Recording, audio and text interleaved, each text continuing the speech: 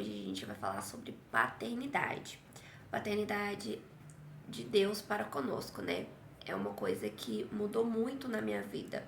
Apesar de ser convertida há 5 anos, eu ainda não entendia essa questão de paternidade de Deus, né? Eu ainda não conseguia me sentir filha de Deus, mesmo tendo batizado, mesmo tendo aceitado Jesus. Eu não conseguia compreender essa questão de ser filha de Deus, né? E de agosto pra cá que eu comecei a entender sobre paternidade, que Deus começou a mexer nas minhas estruturas sobre isso. Nós seres humanos, a gente acaba pegando reflexos da nossa relação com nossos pais para nossa vida, né? E o meu pai, graças a Deus, sempre foi um pai muito presente na minha vida, né? Eu sabia que o meu pai me amava, só que eu não conseguia sentir esse amor, porque ele nunca foi um pai carinhoso, né? Um pai que falava que amava e tudo mais. Então, assim, eu sabia que o meu pai me amava, mas eu não conseguia sentir o amor. E eu acabei transferindo essa relação para Deus.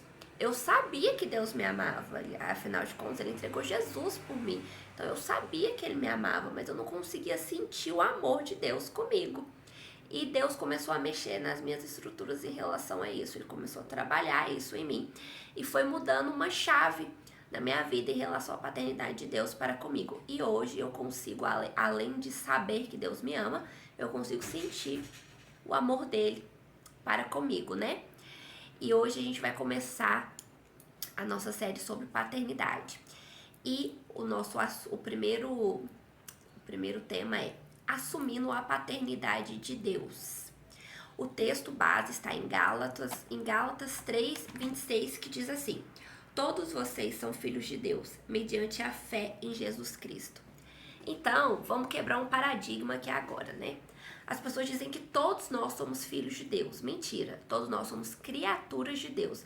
Nós só passamos a nos tornar filhos quando nós aceitamos a Jesus como nosso único e suficiente Salvador. E aqui tá, todos vocês são filhos de Deus mediante a fé em Jesus Cristo. Então você precisa crer que Jesus veio, que Jesus morreu, que Jesus te salvou, para você pegar essa paternidade para você. Combinado? Então vamos lá. Você já assumiu a paternidade de Deus? Como você tem vivido como filho? Essa pergunta você reflete, você começa a se perguntar isso para você mesmo e a refletir. Você já assumiu isso na sua vida? Você já entendeu que você é filho de Deus? Como você age em relação a isso, né? Como você vive a sua vida em relação a isso. Então começa a pensar sobre isso, começa a trazer na sua mente se você já assumiu essa paternidade de Deus, se você ainda está no processo, como você tem vivido em relação a isso. Responda isso para você.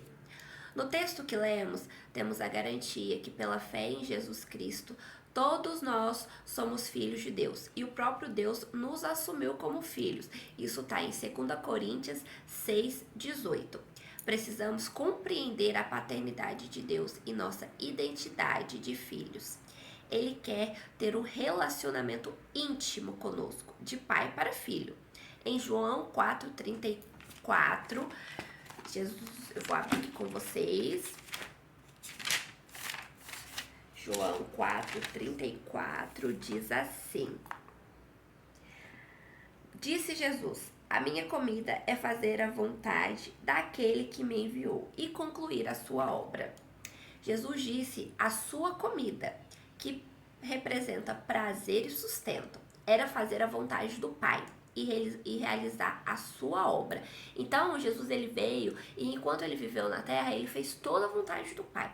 Tudo aquilo que Deus mandou ele fazer, ele fazia. E aquilo era o que dava prazer a Jesus. E a gente tem que pegar esse ensinamento de Jesus para conosco. Se nós somos filhos de Deus, correto? Aceitamos Jesus como nosso único e suficiente Salvador, nos tornamos filhos. O que a gente precisa fazer de agora em diante? Assumir o nosso papel de filho e fazer a vontade do Pai, certo? Colocar toda a nossa dependência nele e dar prazer a ele, né? Fazer aquilo que ele quer que nós façamos, alegrar o coração dele todos os dias, porque nós temos só a ganhar quando nós alegramos o coração do Pai. Vamos aprender alguns atributos da personalidade do seu pai, do meu pai, do nosso pai. O primeiro atributo de Deus ele é um pai que disciplina os seus filhos. Hebreus 12:7-8 diz assim: Vou abrir aqui com vocês. Gente, o livro de Hebreus, eu sou apaixonada nele também, né? Eu amo todos os livros da Bíblia, mas tem uns que eu gosto mais, né? Então tá, Hebreus 12.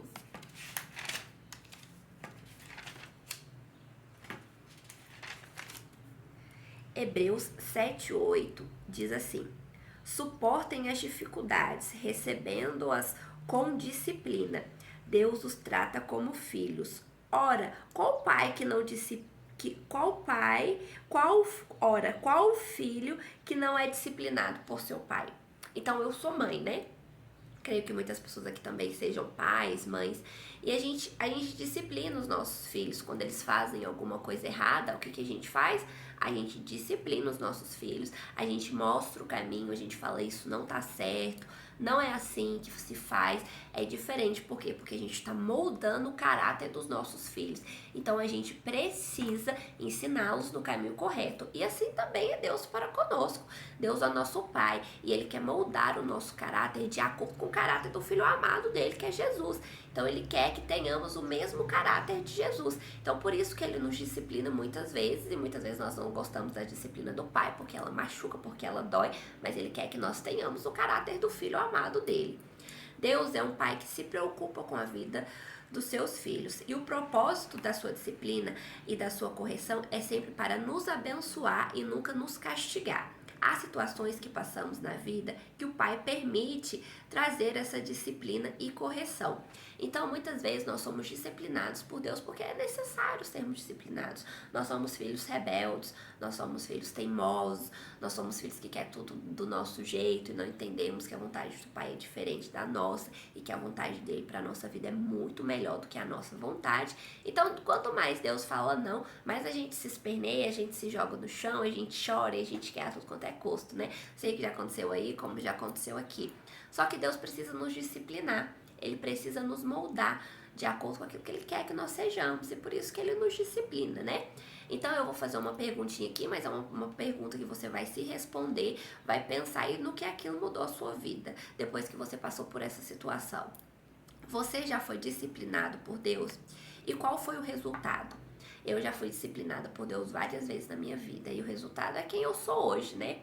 O resultado é uma pessoa mais madura em Deus, mas eu acho que 0,01% evoluída, com um pouquinho mais de intimidade, porque a gente precisa buscar ter intimidade com o Pai todos os dias, né? Então, pra mim, teve muita circunstância na minha vida que Deus me disciplinou, me podou mesmo e forte, doeu, machucou, só que foi pro meu crescimento, foi pra me tornar a pessoa que eu sou hoje, né? E eu sei que você também já passou por determinadas situações que fez ser quem você é hoje, né?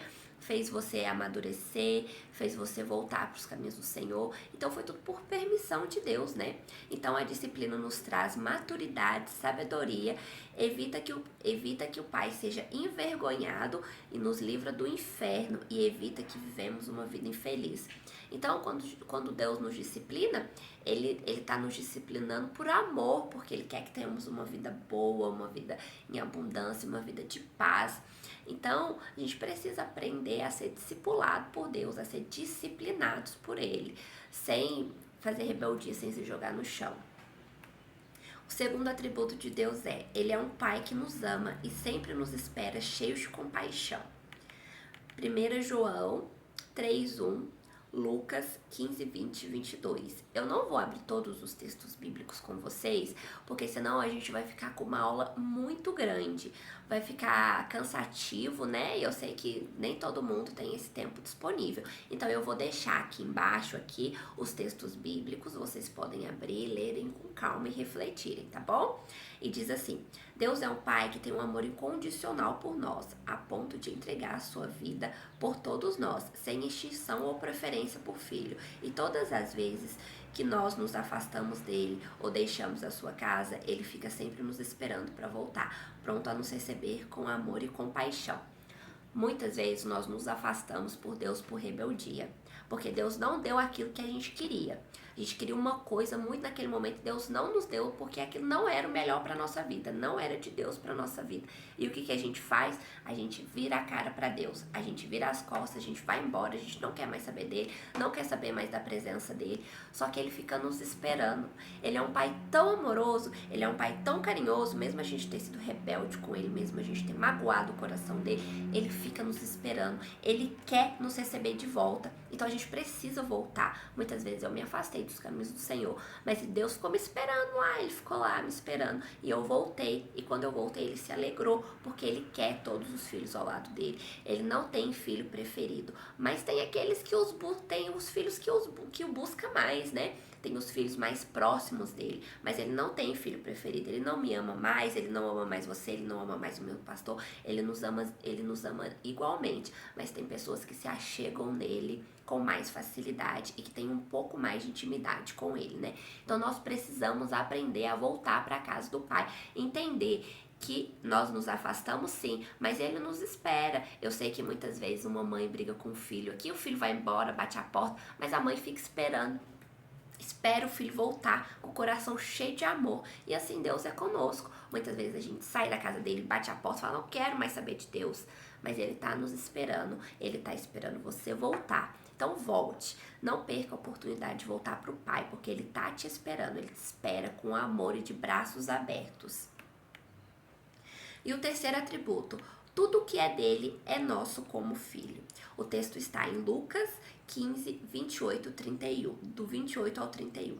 Esse eu vou ler com vocês. Lucas 15, 28 diz assim: o filho mais velho encheu-se de ira e não quis entrar. Então seu pai saiu e insistiu com ele. Mas ele respondeu ao seu pai: olha, todos esses anos tenho trabalhado como um escravo ao teu serviço e nunca desobedeci às tuas ordens, mas tu nunca me deste nenhum cabrito para eu festejar com os meus amigos. Mas quando para casa esse teu filho, que esbanjou os teus bens com as prostitutas, matas um novilho gordo para ele, disse o pai: meu filho, você está sempre comigo e tudo que é meu é seu. Aqui em Lucas 15 é a parábola do filho pródigo, né? Eu não sei se vocês conhecem. O filho pródigo chega no pai e fala assim: pai, eu quero tudo que é meu. Eu quero a parte que me cabe na herança. E ele foi pro mundo. Foi pro mundo, gastou tudo, né? Gastou tudo que tinha. E aí ele começou a se alimentar. Não tinha o que comer, né? E ele pensou: os servos do meu pai se alimentam daquilo que há de melhor. Então, meu pai vai me permitir, eu vou me oferecer como um servo, né? Para ter o que comer. Então, quando ele volta para a casa do pai, o pai faz uma festa. O pai se alegra. O pai mata novilho, faz um banquete para receber esse filho, né? E o irmão fica bravo, porque, poxa, eu tô aqui do seu lado o tempo todo, não te abandonei. Esse ingrato que foi lá, gastou tudo que tinha, gastou com prostituta, gastou tudo que tinha, o senhor recebe assim? E aí ele fala, né, que o filho estava do lado dele o tempo todo, e tudo que era do pai era do filho. E assim também é conosco, né? Tudo que é de Deus é nosso, tudo que Deus tem é nosso, ele nos empresta aqui, é a nossa herança. Então, quando um filho arrependido volta para a casa do pai, nós precisamos nos alegrar, porque muitas vezes nós já fomos o filho pródigo, eu já fui o filho pródigo, eu já abandonei a minha fé, eu já abandonei a casa do pai e voltei. E quando eu voltei, eu sei que o pai fez festa. Então, a gente precisa se alegrar com aqueles que voltam à casa do pai. O nosso pai é um Deus que pode todas as coisas e tudo pertence a ele. E ele disse que tudo que tenho é seu. Aprendendo a sermos filhos com Jesus, aprendemos a descansar na paternidade de Deus. Nesse texto lemos que esse filho vivia na casa do pai e nunca recebeu nada do pai. Em sua opinião, qual o motivo de muitos filhos viverem na casa do pai e não receber nada dele? Eu sei que tem muita gente que vive na casa do pai, né? Vai na igreja, ora, jejua, né? Muitas vezes, né? Mas por que não recebe nada do pai? Eu acho que falta intimidade. Falta você se achegar a Deus como pai mesmo. Falta você se achegar a Deus com o entendimento de quem ele é. Muitas vezes a gente não sabe quem Deus é. A gente não sabe o que ele pode fazer. E a gente se achega a Deus com o mínimo de sabedoria do que ele pode fazer na nossa vida. E por que que a gente faz isso? Porque a gente tem intimidade com ele. Então a gente precisa ter intimidade, entender quem é nosso pai, conhecer o nosso pai. Quando a gente tem intimidade, conhece quem é nosso pai, a gente tem consciência do que o nosso pai pode fazer por nós, do que ele pode fazer por mim, do que ele pode fazer por você. E a gente só conhece um pai através de intimidade. Então nós precisamos ter intimidade com o pai, precisamos pegar essa paternidade para nós. Se já aceitamos Jesus como nosso único suficiente salvador, se já morremos para o mundo e renascemos das águas, nós precisamos pegar a nossa identidade de filho e entender quem é nosso pai. Nós não temos um Deus que é pai, nós temos um pai que é Deus e ele nos ama, se preocupa com seus filhos. Temos um pai que está sempre presente e jamais esquece os seus filhos e cumpre tudo que promete. Então assim, Deus é nosso pai.